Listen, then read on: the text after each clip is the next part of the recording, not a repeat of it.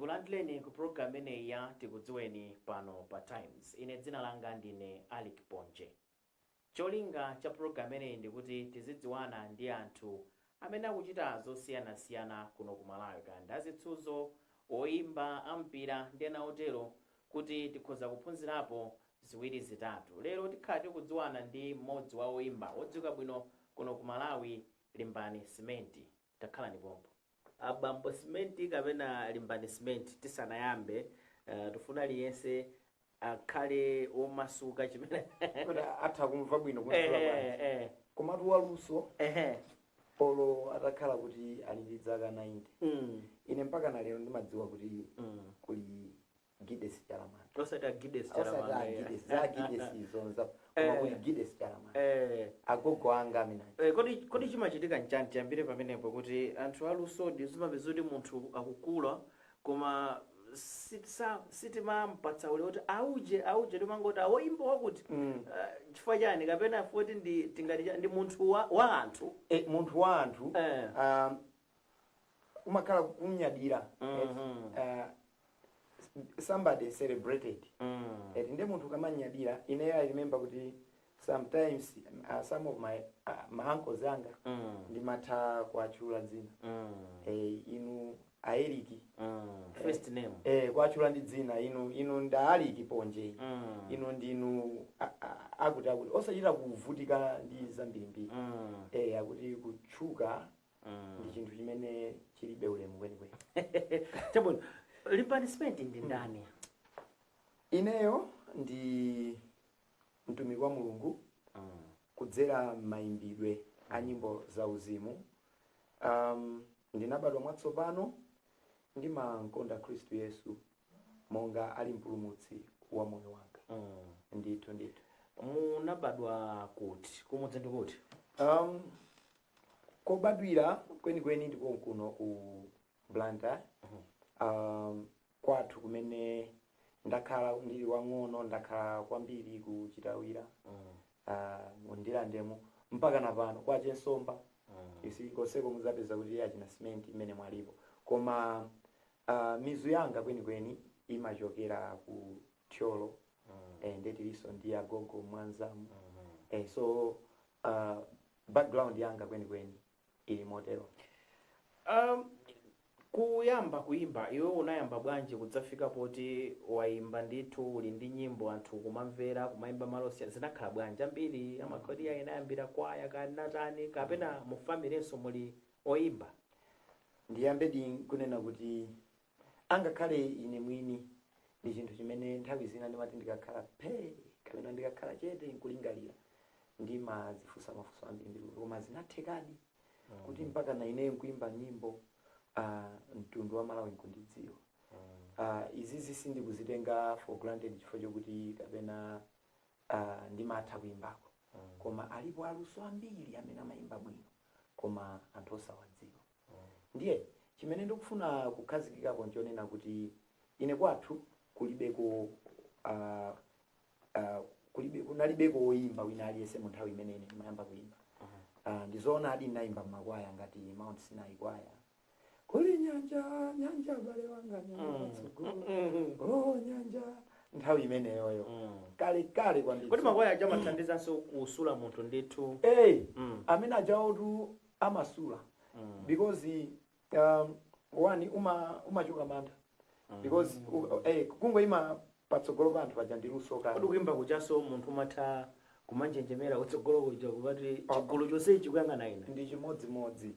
Angakhale ngati chinthu icho kuti ukoko kuli ena ake akuonera iweyo ukuchita chimapatsa mantha. Nthawi zina zake umamva ngati kuti mwina usapite konso usachitenso imene ukamachichita mochibwereza umadzanena kuti koma zitheka sizitheka madzifunsa ndithu kangapo konse.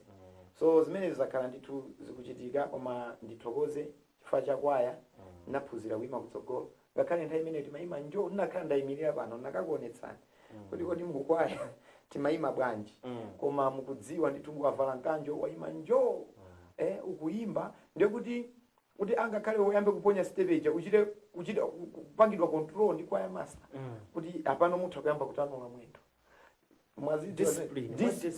Discipline, you know. So zinthu ngati zimene zija taphunzira tayamba kusuntha kenako iyayi kusintha mpingo kuyamba kupemphera mpingo wina kujoina praise team. Zoyimbayimba nkumakula luso nkumakula ndi pameneno ndinadzayamba nokumaona nokuti ichi choyimba chimwene chamba kukhazikika. Ndithudi mina kuimba koyamba kuti anthu adziwe zoti uyu ndilimbane simenti zidachitika chaka chanji? I think ngati ndisanayiwale itakukhala 2011. Yes, 2011 chifukwa ndimakumbukira kuti inalinso week imene I had the firstborn daughter, you know. So I think 2011 ndo amene nayamba ndipo kodi tinaponya funso lofunikira kwambiri. Sinde kuti apo ndi kuti ndinokwatira iyi kunyumbaku mukabwera azakupatsani madzi okumwa sindidzakatunga ndine ndipo atazakupatseni adzayenera kuti adzachite mwambo wa nyumba motena atsikana kamaona kakuti ayikanyamataka mwakuti ayi asiyiretu zimenezo mwina atha kumangopangira kuti poti nanga simwaulemu kuti ndi anthu kuti umazawo anthu zawozo zisandikhudza chifukwa ine ndilikaye ndi ulemu wanga ku nyumba chabwino. Ndithu ndemwati kuli madamu ndinakwatira mwayi wawo Bakali.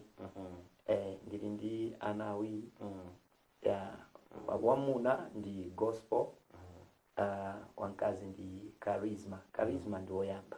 Okay. Ndithu tibwerere ku nkhani yoti munayamba kuimba, you're saying 2011. 2011, yes. Zimbali zingati so far kapena nyimbo zingati so far? Nyimbo zonde ndi zambiri kwambiri, over 20. Because album yanga ndimakhala ni nyimbo 12 kawiri. Mwina ngandingachepetse ndi ulendo no, koma ndimayika nyimbo 12 kawiri. Ndiye kuti album awiri ndi nyimbo 24 za mzimbali.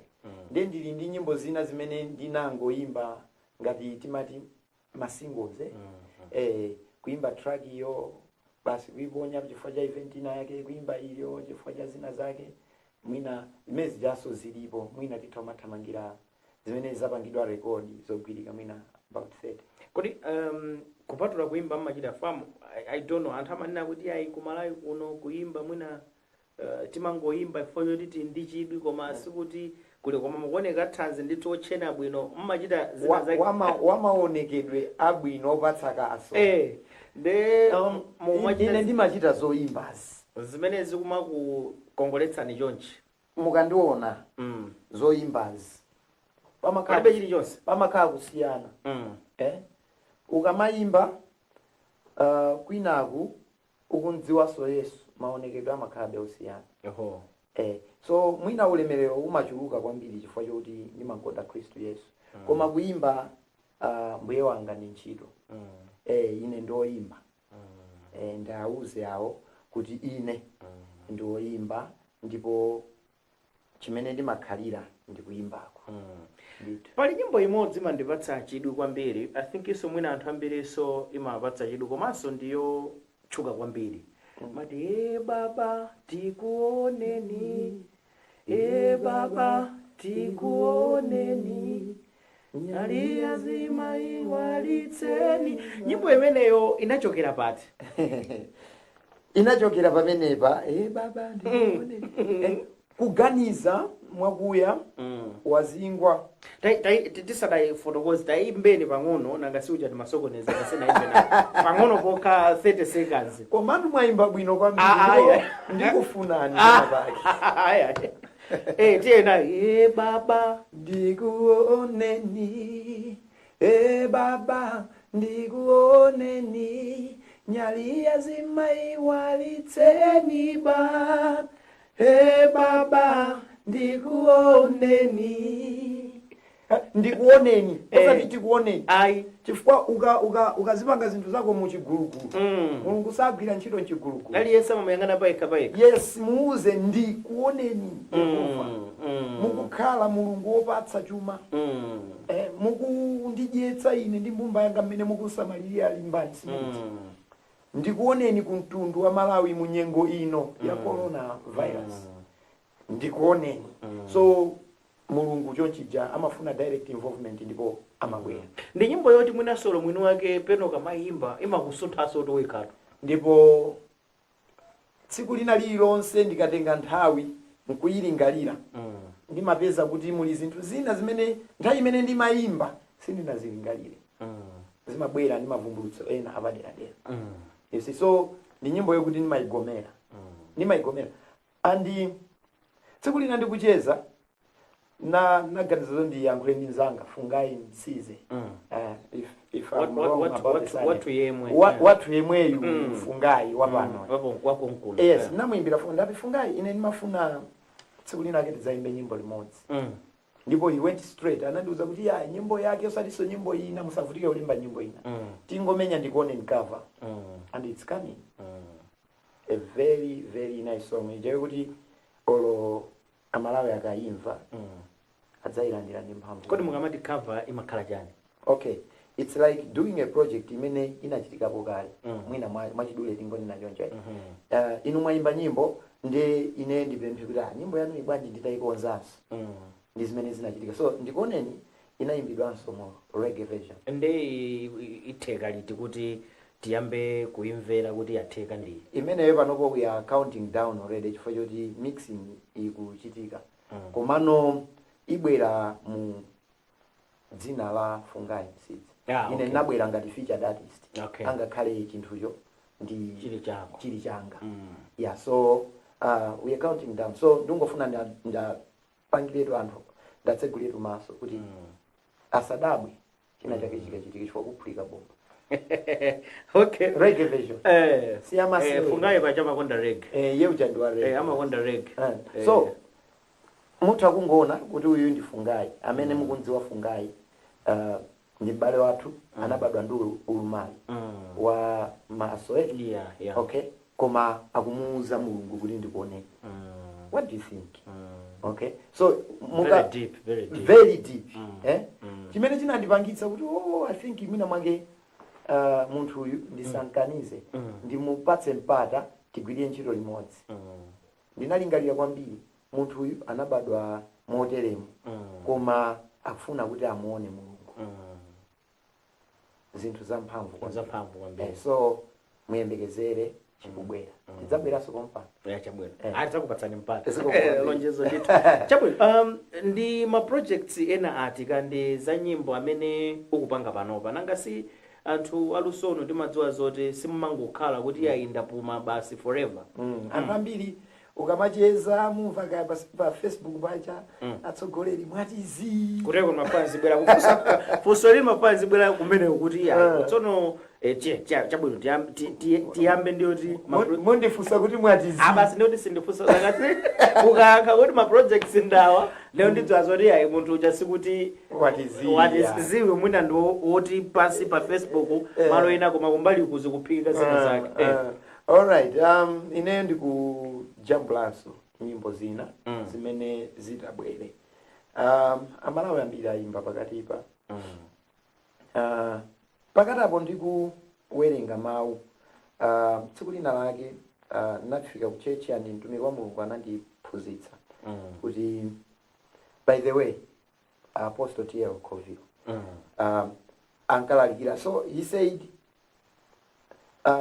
David analemba mawu a Mulungu kunena kuti sing and mwina titanthauzira sing unto the Lord a new song. Okay. So anthu akamati atsogoleri mwatizi ndikumachimva mowawa chifukwa ndikumamva ngati kuti Mulungu sindikunchitira china chilichonse.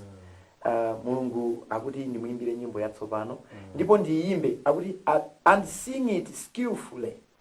Mwaluso. Psalms 33 verse yake 3. Sing unto the Lord a new song and sing it skillfully.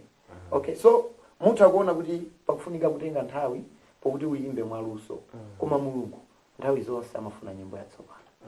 So I'm working pa project zina ndi zina ndinayamba kale kukonza izo ndizo zimene zikubwera ndikukhulupirira kuti amalawi azilandiranso. Si wati unayamba kale. Kutanda msudi walo kale. ndeti tiponyereka modzi tingola wako tingola wako 30 seconds kabila mphepo iye kamera mondesizite kabila mphepo chifasika natuluki ayi kakola sikota anthu ngati aloweza pompapa aloweza anthu ali ndi luso aloweza kodera bezoti so akaloweza so wakajambula so yeyo kupezeka zo nangasi ndikati sindinakapangira license kuje ku copyright society ayi ndakumvetsa excuse so ndikakapanga register ku copyright nditabwera olokasana tuluke nkukayimba chabwino ndilimba mtima kuti munadzakhala mmodzi wa anthu oyambirira kuimva inu ndi wathu ndithu nde mwati nyimbozo zili pati zikhozotuluka ndi zilipo zingati nyimbo zanu ndikupanga za album koma machitidwe ake sindichita mmene ndimachitira mbuyo mukuti ndamaliza album ndi pano ziyambe kulira ndikufuna chifukwa choti ndakhalitsa ndidziti imene ndamalizayo ndidzikupatsani kukupatsani mu anthu ayambe kumvera oonetsa makanema ngati pano pa Times ndikuti muyambiretu kuonetsa anthu izo ndizo tidzisuntha ndikuti mwina kaya mwezi uchoka matha kuchita sokena choncho kuti mpaka na timalize album yonse. Ngati mwangotipeza kumene iyi ndi programu ya Tikudziweni ndipo lero tikudziwana ndi Limbani Cement, modzi wa oyimba odziwika bwino kuno ku Malawi, amayimba nyimbo za mulungu zamati gospel music. Ine dzina langa ndine Alec Ponje, tibweranso mukaonera izi. Tikulandireni ku gawo lotsiriza la programu imeneyi ya Tikudziweni pano pa Times. Tikudziwana komanso kucheza ndi Limbani Cement, woimba wa gospel. Nde unagamba unavomera kuti wakhalisadi usanatulutse nyimbo ngandi chimbale nyimbo. So last time when last did you release a song? Papita zaka patenga nthawi sina umwe yomwe ya ndikuoneni panabwera Goda Upemphere okay 2016 then after Goda Upemphere chapakati apo ndinadzaimba nyimbo ina yake timati amaya mama aina mama ndinkayimbira ndinaimba ndi San B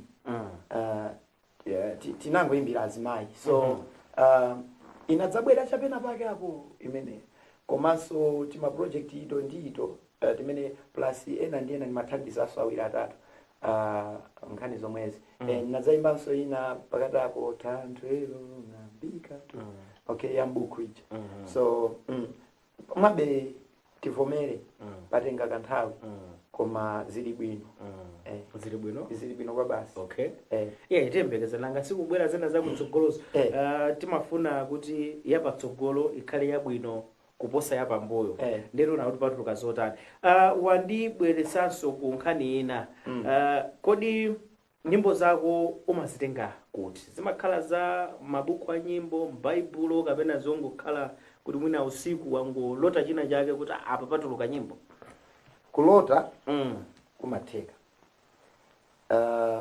mavumbulutso ongobwera powerenga mawu a Mulungu amatheka kupeka kumatheka komano nkhani yayikulu ndi chimene nthawi zambiri chimabwera ndikundipatsa inspiration inspiration yanga imabwera mosiyanasiyana abusa akamalalika ngati ine ndili ndi Apostle T.L. Covio ankalalikira ku church tsiku limenelo ndinachitika mwayi kuti ndinali ku church uchi ndipo akulalikira ankalalikira pa Masalimo 27 verse 4 kumapita kumusiku amanena kuti chimodzi chokha ndidzafuna ine mpaka nditachipeza ndipo ndidzachilondola kuti ndidzakhale m'masiku onse a moyo wanga m'nyumba ya Yehova. In other words, kuti ndidzakhale nyumba ya Yehova masiku onse a moyo wanga. So ine pamene paja ndinaimba nyimbo Abba Father mundisunge. So you see kuti uyu ndi mulaliki akulalikira ine ndikupezapo nyimbo kuchokera pomwepo. So umumu ndi mmene mwina mwanjira zina zimene Mulungu amatha kundipatsira nyimbo zatsopano. Ndi gospel music koma tudziwa zoti oloikhale gospel music pamakhalabe pena pake pamene munthu uthenga wake umakhanga kuti ukutsamira kwambiri. uthenga wako ndi utani waulaliki woti basi lapani ayi si kawiri alipo azibusa amene akulalikira uthenga wa lapani ineyo kawiri mudzandimva ndimakonda direct worship kupembedza mulungu mwachindunji kumuuza ndithu direct because sitimalalikira sitimalambira mulungu mwake yala akuti ndi inu woyera umakhanga kuti iwe usukufikapo ayi ndikundziwa mulungu kuti iyeyo ndi Jehova Rafa ndiye ndingomuuza kuti mukhale Jehova Rafa chifukwa cha chimene inu muli ndiye ndikuoneni mukukhala Jehova Rafa so Abba Father mundisunge ndikudziwa kuti mulungu amasunga anthu so I'm coming ndi style ina ya machitidwe angazi so ine kwambiri uthenga wanga ndi wachiyembekezo komanso ndimakonda kulambira mulungu. By the way, I'm a majestic worshiper. Chabwino. Majestic worshiper. Majestic worshiper. Yes. Nde ku church kwanu si nde kuti kuli praise team, worship team nde maimba nawo kumeneko. Ndimaimba nawo koma ndimaimba ngati majestic worshiper. Ndotana meneyo majestic worshiper. Majestic worshiper ndi ineyo kapena kuti uliko weka majestic worshiper komalayi kuno. All right. Okay, ukuku tilipo ndili ndi group imene nimaicha majestic worshipers. Okay, so in that group mulineyo aliyense amene ali mene momwe timamucha ngati muli majestic ali muli ndeuti muliso majestic limbani. So mene ndilili ndi majestic limbani chifukwa cha the kind of worship imene timapereka kwa anthu. Majestic worship ndi worship imene imabwera mokongola molamitsa pamaso pa Yehova. It comes with an impression, a certain impression. China chake chokongola chokoma maso ndi moyo mwa Yehova. Munaitengera pati meneyo khala iri kusiyana ndi zina bwana. Basi mavumbulutso chifukwa ukamakula azikhala kusiyana pakati pa amene ukukulawe ndi ena amene sakukula mwina mwachidule ningo. Tikambeso nkhani ya mavuto amene oyimba makumana nawo kwambiri kuno ku Malawi. Iweyo ngati limbanisment oyimba tisanabwere kuzinazi pakati pa I know kuli za coronavirus ndi zina zotero. Ngati limbanisment mavuto akulu amene umaona kapena umakumana nawo ndotani? Mavuto alipo.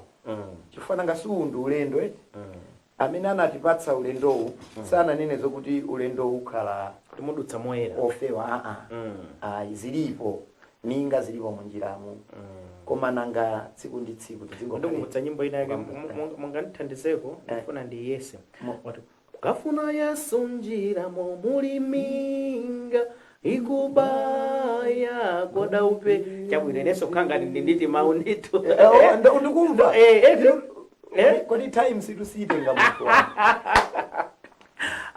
chabwino tibwerere mavuto anga amene muli minga nyi gwada upemphere ine nango tengapo gwada upemphere kuimba yanga ya minga ine ndikusira ninu chabwino muli zovuta zimakhalako koma makamaka kunchito ngati yathuyi ntchito ya mayimbidwe chachikulu ndi nthawi zina support imachepa siti kuti aliyense adziti supporta koma amene amati supporta adzititani adziti supporta so imene yonso ndi challenge pa yoka china ndi nkhani ya piracy.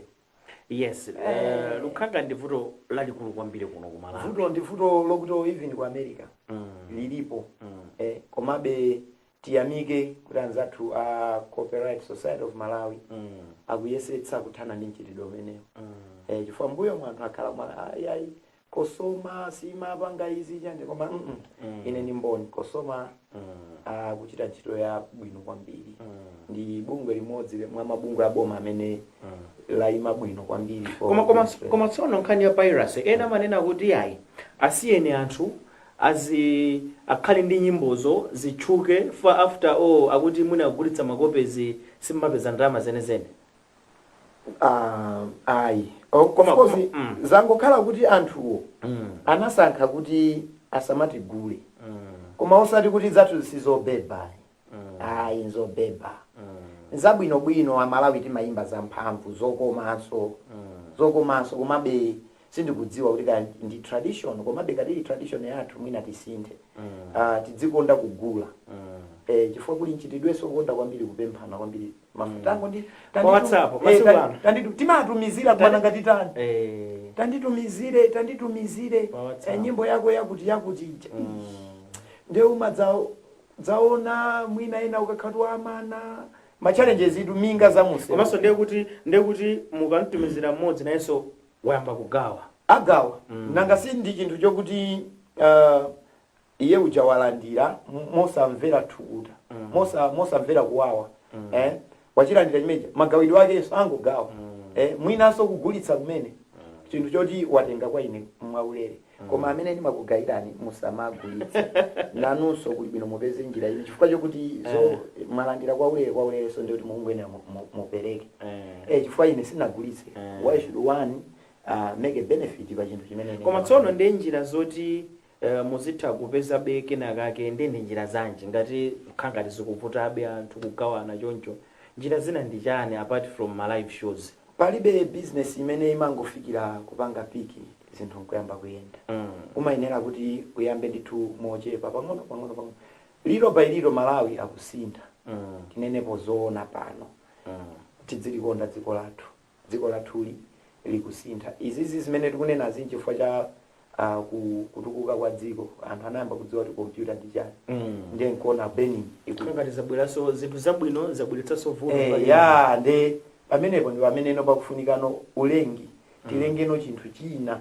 kuti kodi tidzitani kuti izi tithane nazo muchandanena kuti ndithokoze Copyright Society of Malawi chifukwa zitachitika zimezi chapanabwera blank media levy imene angakhale kamera imene anthu akundiona nayo pano ikamalowa imayenera kuti idulidwe msonkho cellphone yawo imadulidwa msonkho ikamalowa pa boda paja ndiye zimene zija mablanki aja amagwiritsa ntchito kuti benera nyimbo za athuta zimene zija zikamalowa madula kwa msonkho umene umapita kukosoma umabwera kwa ife oyimba noti kupita kukosoma umabwera kwa ife akosoma amatolera kudzera ku MRA then iwo aja amazitenga ndalama zija nkuti gawira ife oyimba wina aliyense kolingana ndi nyimbo zake pomaliza program ene ili mbanisment nkhani yayikulu imenenso yavuta kwambiri panopa ndi ya corona ngakhale panopa zokhanga kuti zakhwefula koma iweyo can you claim here kuti panali ma projects ndithu oti asokonekera fa cha corona kwa basi kwambiri last year nachitidwa chisomo chokuti ndinabukidwa kuchoka pa 1 January mpaka na pa 31 this year ndimayenera kukhala ndi ma international tours chaka chinocho now chaka chonse chimayenera kutha ndi kuyenda kumakagwira ntchito kumapanga ndalama ana ndikumadya ku nyumba zimene zija zitangochitika chonchija ma project onse aja anayima china ndicho kuti angakhale ma churches anatsekedwa angakhale machitidwe athu panopo kuti olo tikumapita ku church umabeka feeling kuti church chinatsekedwa chinayamba chayima you know it's still there mokuti ife tikati tayimba si timayimba kawiri malo azikondwerero mwinamo timayimba machalichi timapangitsa ma shows athu chani zonse zija chifukwa cha break imene ijayo nimakumbukira ndali ndi ma bookings ena ake kuchoka nthawi imene coronavirus anayamba chifukwa coronavirus ingatukumbukira nayamba nthawi yoti mvula ikungopita chakumapeto kuti ino mvula ija ikamati ikudula pamakhala line up ya mashow amene amafika mpaka na mwina December mashow zonse aja tinaluza chifukwa tinali tisanalandire ma deposit ena amene tinalandira ma deposit awo timayenera kuti tibweze ndalama imene ija chifukwa choti ntchito isigwirika so coronavirus anasokoneza zambiri ku economy ya oimba oimba in general kaya ndoimba secular oimba nyimbo za uzimu anatisokoneza panali zambiri zimene tinakachita mosiyana mphindi ziwiri zomaliza ndikupatsa mpata kuti upereke mawu awo kapena uyankhule ndiombe nkota tikane mawu otsiriza ndiombe nkota mphindi ziwiri ndinene kuti ineyo ndimakukondani chifukwa cha support imene mandipatsa